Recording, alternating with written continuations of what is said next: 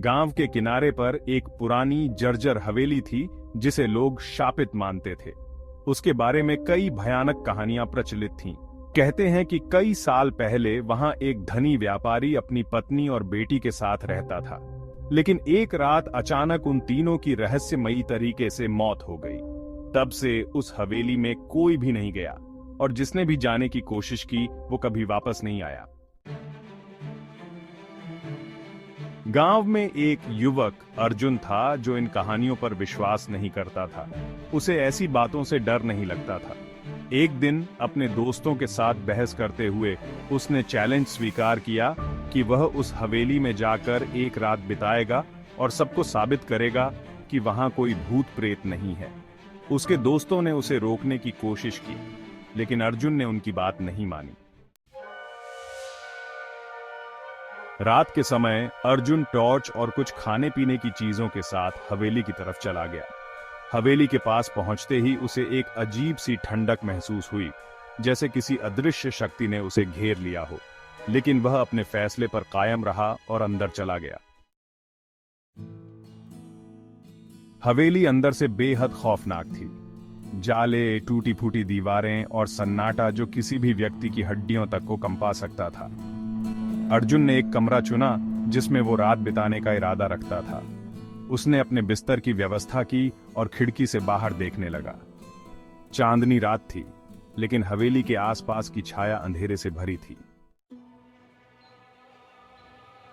कुछ घंटों तक सब कुछ सामान्य था, लेकिन फिर अचानक अर्जुन को लगा कि कोई उसके पीछे खड़ा है। उसने तुरंत मुड़कर देखा, पर वहां कोई नहीं था।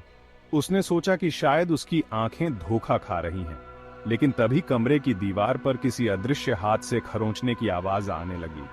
अर्जुन ने टॉर्च की रोशनी दी, लेकिन उसे कुछ भी नजर नहीं आया। उसका दिल तेजी से धड़कने लगा। कुछ ही मिनटों बाद उसे सीढ़ियों पर किसी के चलने की आवाज आई। भारी कदमों की आवाज, जैसे कोई धीरे धीरे उसकी तरफ बढ़ रहा हो। अर्जुन ने दरवाजा बंद कर लिया और रोशनी बुझाकर चुपचाप बैठ गया। तभी अचानक दरवाजे पर जोर जोर से दस्तक होने लगी। अर्जुन घबराहट में दरवाजा खोलने की हिम्मत नहीं जुटा पा रहा था।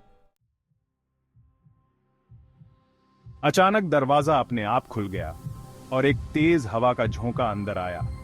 हवेली की ठंडक बढ़ गई और अर्जुन को महसूस हुआ कि उसके आसपास कोई अदृश्य शक्ति मौजूद है।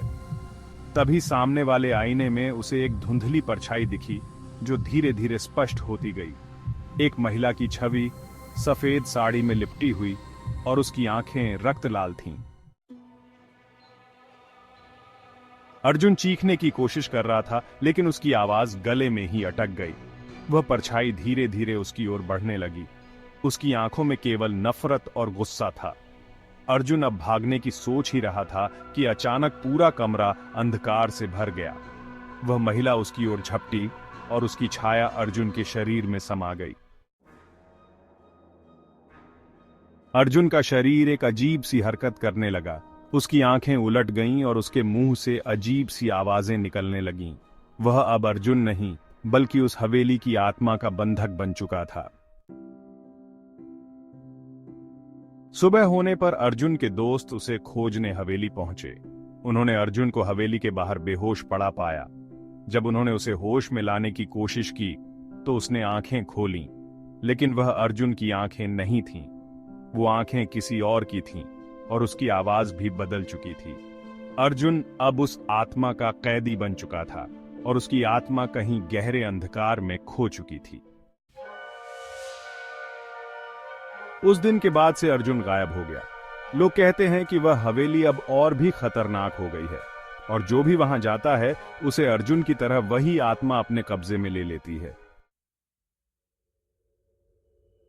कहानी हमें यह सिखाती है कि कई रहस्य छुपे होते हैं जिनसे दूर रहना ही बेहतर होता है। जो चीजें हमारे समझ से परे हैं, उन्हें चुनौती देने की कोशिश खतरनाक हो सकती है।